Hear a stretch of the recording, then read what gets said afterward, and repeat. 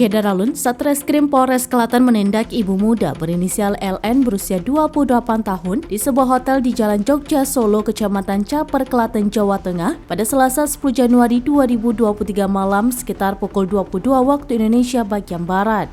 Warga Kecamatan Karangdowo, Kabupaten Klaten, Jawa Tengah ditangkap saat melakukan transaksi penjualan bayi secara online dengan seseorang.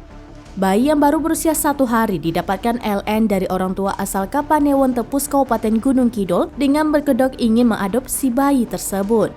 Bayi berjenis kelamin perempuan itu lahir di sebuah klinik di Kota Yogyakarta pada Senin 9 Januari 2023. Kepala Unit atau Kanit Pelayanan Perempuan dan Anak atau PPA Satreskrim Polres Klaten, Ibda Febrianti Mulyadi mengatakan tersangka LN kenal dengan orang tua bayi melalui media sosial.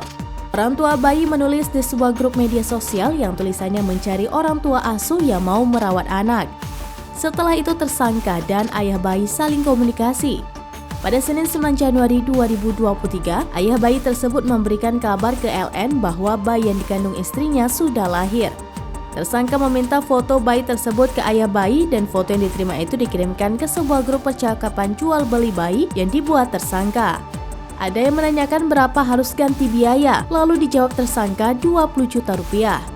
Akan tetapi ada yang menawar sebesar 7 juta rupiah.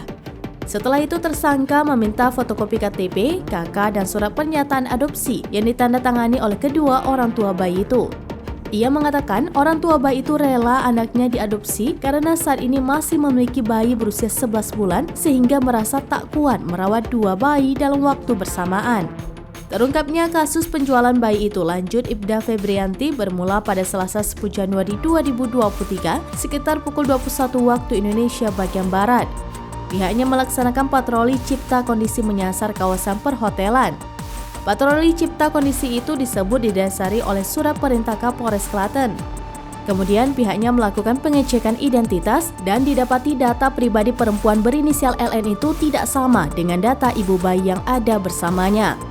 Menurutnya, bayi tersebut ditawarkan kepada seseorang dengan harga 20 juta rupiah hingga 21 juta rupiah. Ibda Febrianti mengatakan tersangka sudah berkeluarga dan memiliki anak.